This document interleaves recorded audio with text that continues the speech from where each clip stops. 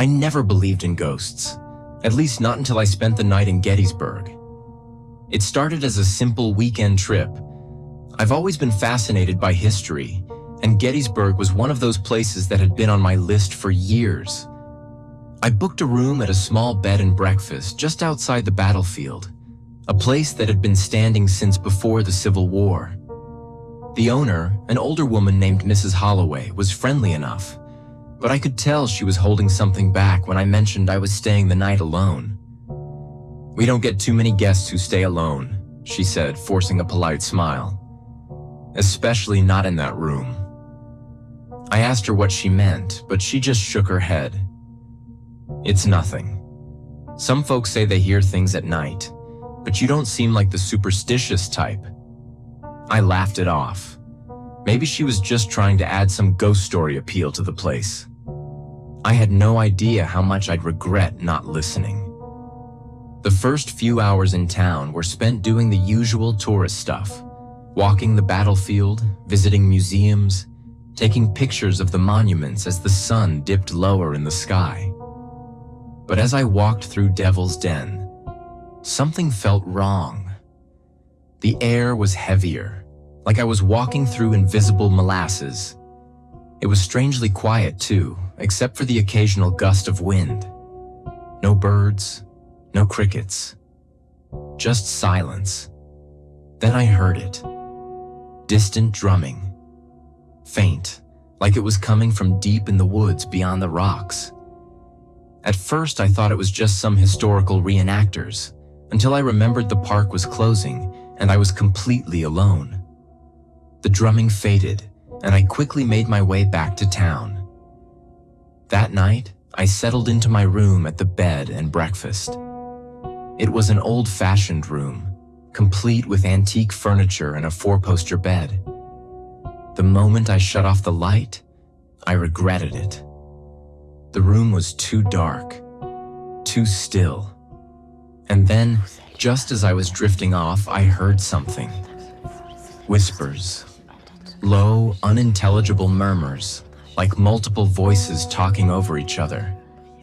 At first I thought it was coming from the hallway, but as I sat up, I realized it was inside the room. I turned on the light, heart pounding. Nothing. The room was exactly as it had been. I checked the closet, the bathroom, both empty. Then I noticed the temperature.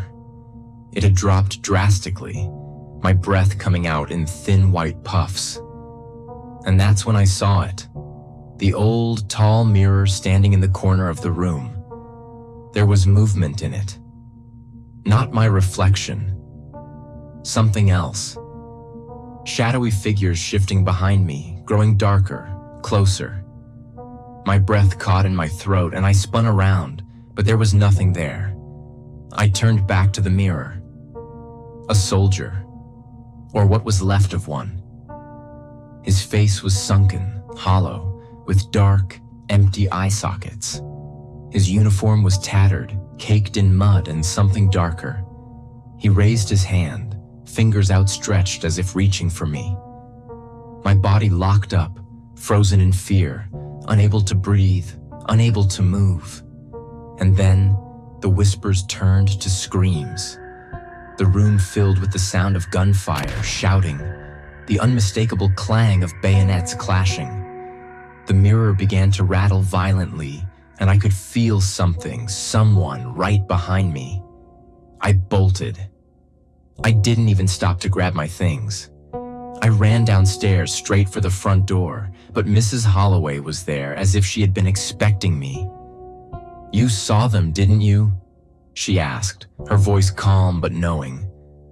I nodded, still shaking. She sighed and looked past me toward the staircase. "You're not the first, and you won't be the last.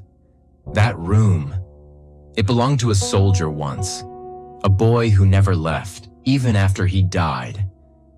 I couldn't stay.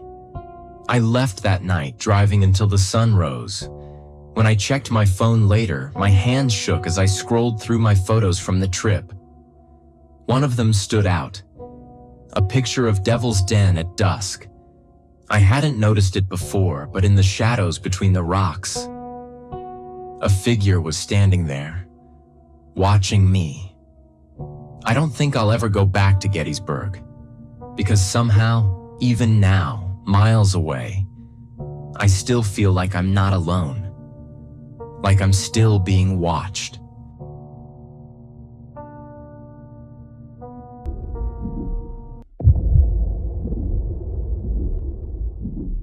It started as a simple weekend trip to Gettysburg, Pennsylvania, a town steeped in history and haunted by the echoes of the past. I had always been fascinated by the stories of ghostly encounters on the old battlefields, but I never imagined I would become part of one. My friend Mark and I checked into a small inn near the battlefield. The building itself dated back to the Civil War, its wooden floors creaking underfoot and its walls adorned with faded photographs of soldiers. The innkeeper, an elderly woman with piercing blue eyes, handed us our keys with a strange warning. "If you hear footsteps at night, don't open the door." Mark and I laughed nervously, assuming it was just part of the local folklore to spook tourists. But that first night, something strange happened. Around 2 a.m., I woke up to the unmistakable sound of boots pacing outside our door. Heavy, deliberate steps, moving back and forth. I nudged Mark, who groggily sat up and listened. The footsteps stopped the moment we acknowledged them. The next day, we decided to explore the battlefield.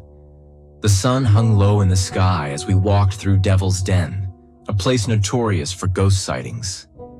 I pulled out my phone to snap a few pictures, but my camera refused to focus. A chill ran down my spine as I felt a sudden drop in temperature. Mark muttered under his breath, pointing toward the tree line. "Did you see that?" I followed his gaze, but there was nothing. Just the whispering wind and the rustling of leaves. That night, back at the inn, things got worse. Around midnight, I woke to the sound of whispering. Faint, unintelligible voices, as if a dozen men were murmuring in the hallway. I sat up, straining to listen. Then came the knocking. 3 slow, deliberate taps on our door. The air felt thick, suffocating. Remembering the innkeeper's warning, we stayed put, our eyes locked on the door. The knocking continued, growing more insistent. Then, without warning, the knob rattled violently, as if someone was trying to force their way inside. Mark grabbed the bedside lamp, ready to swing, but just as suddenly as it started, everything went silent. The door remained shut. The air was still. The following morning, we decided to leave a day early. As we checked out, the innkeeper watched us with a knowing look. "They always come back for visitors like you," she said softly. "The ones who listen." We didn't respond. We just left. As we drove out of Gettysburg, I glanced at my phone and nearly dropped it. There, in my camera roll, was a single photo I didn't remember taking. A picture of our hotel room, from the inside. And standing in the corner was a figure in a tattered Union uniform watching us sleep. The car ride home was silent. Mark stared out the window, pale and shaken. I tried to convince myself that it was some kind of trick of the light, but deep down, I knew better. That night, when I finally managed to fall asleep in my own bed, I awoke suddenly, heart pounding. Somewhere, faintly, I could hear it. The sound of boots pacing outside my door. I still get nightmares, and I don't think I can ever forget what happened that night.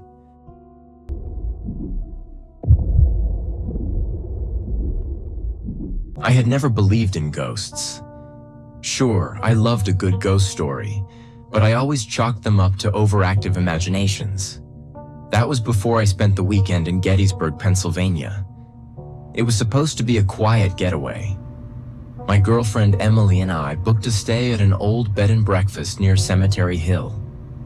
The inn had been standing since the Civil War, and the owners proudly advertised its haunted history. We rolled our eyes at the idea, but it added to the charm of the trip. The first night was uneventful, until around 3 a.m. I woke to the sound of distant gunfire. At first, I thought it was just a dream, but when I sat up, I could hear faint voices, men shouting, orders being given, the crack of muskets.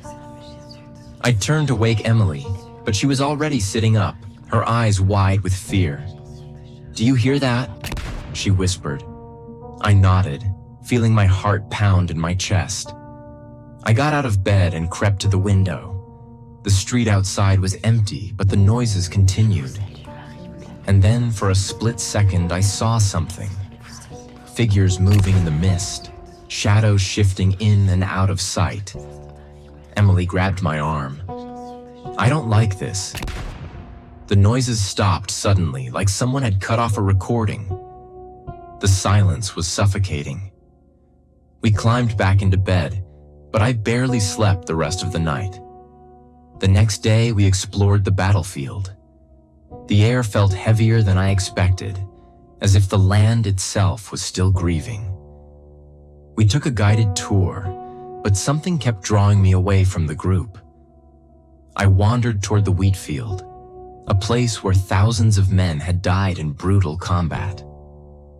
As I walked, I noticed the temperature drop. The summer air turned icy, my breath forming small clouds in front of me. Then, out of the corner of my eye, I saw movement.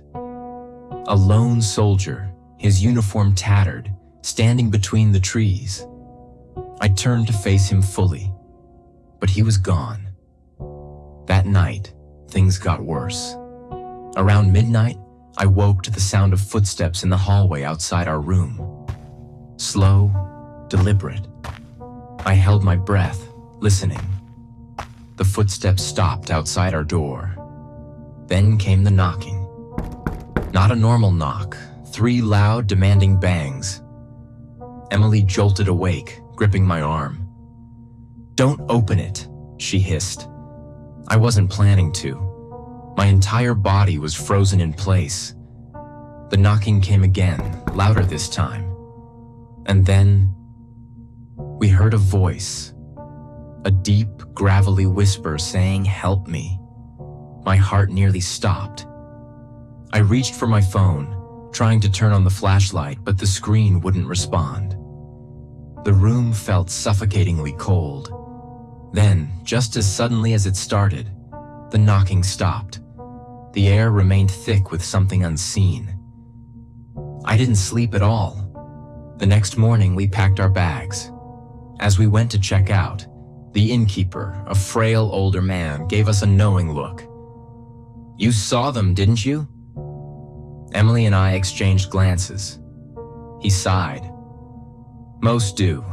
The soldiers, they're still fighting, still lost. Some just want help. Others..." His voice trailed off, and he shook his head. "You're lucky. Some don't just knock. Some come inside." That was all we needed to hear. We got in the car and didn't look back. But as we drove out of Gettysburg, I stole one last glance in the rearview mirror. For a split second, standing in the road behind us, I saw him, the soldier from the trees. And this time, he was watching me.